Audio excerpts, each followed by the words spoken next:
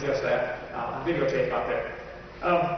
Many evolutionists will not debate against creationists, and I really appreciate Dr. Vigliucci debating Wayne Gish 4 times and me now for the 2nd time. I can tell you, it is very difficult to find an opponent. I would not want to defend the idea that we all came from a rock. I don't know why anybody would either, but some people, it is hard to find an opponent for this. They prefer to get in front of their students where they have the academic advantage and psychological advantage. They don't like to take on creationists, and they give all sorts of reasons for this. Dr. Eugenia Scott, I debated one time on the radio. We're glad to do it again.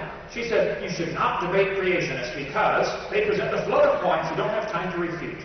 Called the Gish Gallop is what they've dubbed it. Wayne Gish will give 50 points and you don't have time to refute it. Well, that's my whole point. I'd rather do this point by point.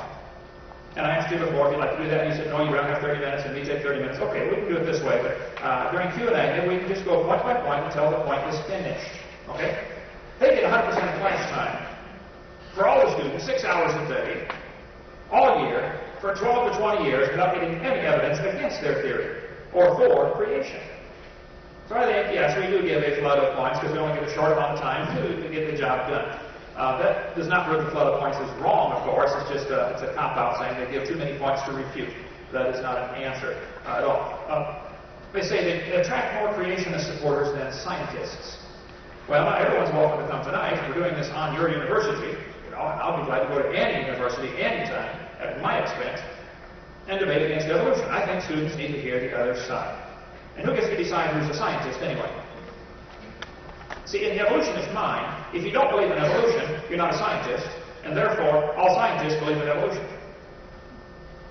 You don't need to be a genius to figure out we have a little problem there if you're going to let them define who is a scientist.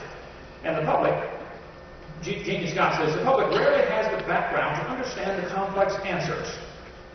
Let me translate that for you. We're smart and you're dumb if you don't believe in evolution. That's how that translates. Anybody else get that translation out of it when you read it? That's what I got out of it. They're going to say the creationists like debates because it will ensure them a bigger crowd than if they spoke alone at some church. I would challenge you, Dr. Vigliucci or any other evolutionist, I want you to schedule a meeting to speak on evolution when there's no debate, when there's nobody, no controversy, and no students are required to come as part of their grade, and see how many folks show up. Just try that sometime. I average over 1,000 a week in churches I speak at, and it's churches of 15,000. People come, people flock for this topic, okay? And nobody's forced to come to my seminars like they are at the university where they have to go to some class, to get the grade or something like that. So schedule a voluntary meeting and see how many folks come. I think you'll be surprised. Here's how science is supposed to work. You're supposed to observe the universe. You're supposed to create a hypothesis or a theory to explain what happened. You're supposed to present evidence. And I like what you said about Hume's, wasn't Hume's razor, what was it? Hume's, Occam's razor, but Hume's dictum. Okay. Yeah, like Aristotle's dictum. If you have an extraordinary point, you need to claim you didn't have some extraordinary evidence. And I think to claim that we all came from a rock 4.6 billion years ago is an extraordinary claim. And that would require some extraordinary evidence before I'm going to cheerfully volunteer to let my tax dollars pay to have that be taught to all the students in the school system. And if the theory cannot be or can be falsified, you should go out and go back and get a new theory. If you cannot falsify it, possibly you have the right theory. And then you keep testing and testing, and somebody someday decides it is a law, like the law of gravity. That's how it's supposed to work. Okay, the creationists have a theory, and the evolutionists have a theory. They call theirs a theory, so let's subject it to the scientific method. What observations do we have to support the idea that any animal ever changed into another kind of animal? You showed some pictures up there of the whale, and I'd love to spend an hour getting into the evolution of the whale. And I'd like you to show real, honest pictures of what they actually found, not the reconstructed idea of what it might have looked like. And I think the average audience would be surprised at how little evidence there is. And plus, if you find a bone in the dirt, all you know is it died.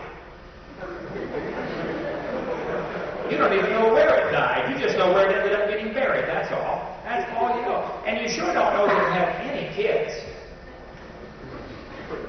And you don't know that, and you definitely don't know that it had different kids. And why do the evolutionists claim the bones in the dirt can do something the animals today cannot do? The bones in the dirt could produce different kinds of offspring, but the animals today cannot. I mean, if a bear is turning into a whale, the bears are still having babies. Let's see it happen again. Only let's watch it this time. And what mechanism has been observed to bring about these incredible changes that they talk about? And are there any other explanations for how these limited changes can happen? This textbook says the Colorado River has cut through layer upon layer of rock over millions of years. Now, hold on just a second. Let me explain something that every science student ought to learn in 3rd grade, okay? There are facts. It is a fact Grand Canyon exists.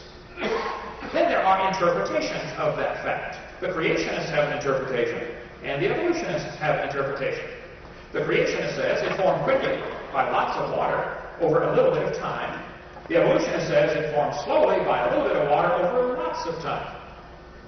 Now the fact is the canyon exists. Whose interpretation is right? That's not part of the fact. That's just the interpretation of the fact. It is a fact the Earth has many layers of sediment. No argument on me. I've seen it. I've been to, let's see, 26 countries and all 50 states and 7 Canadian provinces, and I've seen lots of Grand Canyon, lots of canyons, climbed on 40 volcanoes. There's no question the Earth has lots of layers. How did they get there? Well, the creationist says these layers are from the flood of Noah. The evolutionist says each layer represents millions of years. Now, what happens, the students are often taught that this line really doesn't exist, and you know that the evolutionist interpretation is part of the fact column. And that is where the tragedy comes in. No, that line definitely does exist, okay? And your interpretation of the fact is not part of the fact. I'll show you. If you built a dam across Grand Canyon, a huge lake would form behind it. Actually, Grand Canyon is a breached dam. As anybody that studies the topic will know, the snow line on that picture kind of tells the story. In between those two red lines is snow, the white part, and that is a higher elevation. Grand Canyon is cut across the middle of a wrinkle, called the Kaibab Uplift. It's like a long range or ridge of a mountain range, like wrinkling a piece of carpet, a fold in the carpet. Okay.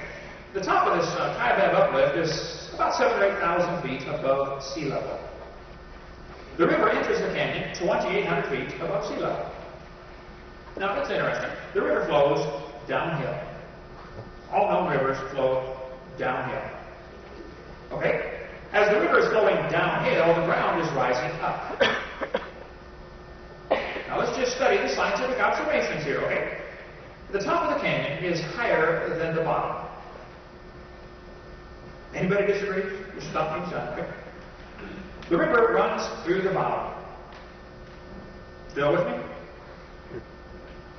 The top is higher than where the river enters the canyon by 4,000 feet. Rivers don't flow uphill. There is no delta. Where is the mud that washed out? That river did not make that canyon. Now, it's a fact Grand Canyon exists, but the evolutionist interpretation that it happened slowly over millions of years does not stand up to scientific scrutiny. Their interpretation is falsified. That river did not make that canyon. I'm sorry. If you would like millions of years for your frog to turn into a prince, I can understand why you would need that, but you can't have it. At least you can't use Grand Canyon as evidence for it. The creationist interpretation says 6,000 years ago or so, God made everything in 6 days. And that explains why we have so many millions of symbiosis relationships. Animals and plants were created, designed for each other, and created within a day or so of each other. That works just great. If you want them to evolve separately and slowly over millions of years, you have a multitude of problems that come in, which are just glossed over by the evolutionists. It amazes me how they can grossly oversimplify life and oversimplify the complex